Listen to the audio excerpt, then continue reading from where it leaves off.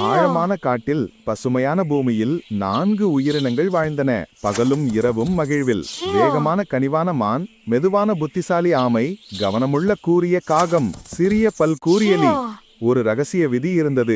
எளிய விதி ஒன்றை அறிந்தோம். ஒரு நண்பனுக்கு உதவ மற்ற மூவரும் ஓடி வந்தோம். ஒற்றுமை ஒற்றுமை, மறைக்க எதுவுமில்லை. நண்பர்கள் ஒன்றாக நின்றால் நாம் நினைத்ததை விட வலிமையானவர்கள். நாம் காப்பாற்றலாம், ஓடலாம். நாம் தடுக்க முடியாத ஒரு அணியானவர்கள். ஒரு நாள் மான் மாட்டிக்கொண்டது. வேடன் வைத்த வலையில். உதவிக்காக கதறியது. அதன் குரலில் நிறைந்திருந்தது அச்சம்.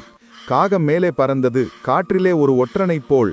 மான் வலையில் மாட்டிக்கொண்டது. நண்பா, நம் பணி ஆரம்பம். எலி சிறியது, ஆனால் தைரியமானது. ஆமை திட்டமிட்டது எல்லாவற்றையும். கவலைப்படாதே நண்பா, உன் அழைப்புக்கு நிச்சயம் வருவோம். நண்பர்கள் ஒன்றாக நின்றால் நாம் நினைத்ததை விட வலிமையானவர்கள். நாம் காப்பாற்றலாம், ஓடலாம். நாம் தடுக்க முடியாத ஒரு அணியானவர்கள். எலி வேகமாய் ஓடியது. கயிறுகளை பற்களால் அறுக்க. ஸ்னிட் ஸ்னாப், ஷுஷு. அது தன் இதயத்தை கேட்க. காகம் மேலே இருந்து பார்த்தது. ஆபத்தை கவனிக்க. கா கா, வேடன் வருகிறான். பயப்பட நேரமில்லை. மான் ஒரு நொடியில் தப்பியது. மின்னலைப் போல விரைந்து ஓடி. ஆனால் மெதுவாக வந்த ஆமை வேடனிடம் அகப்பட்டு போனது.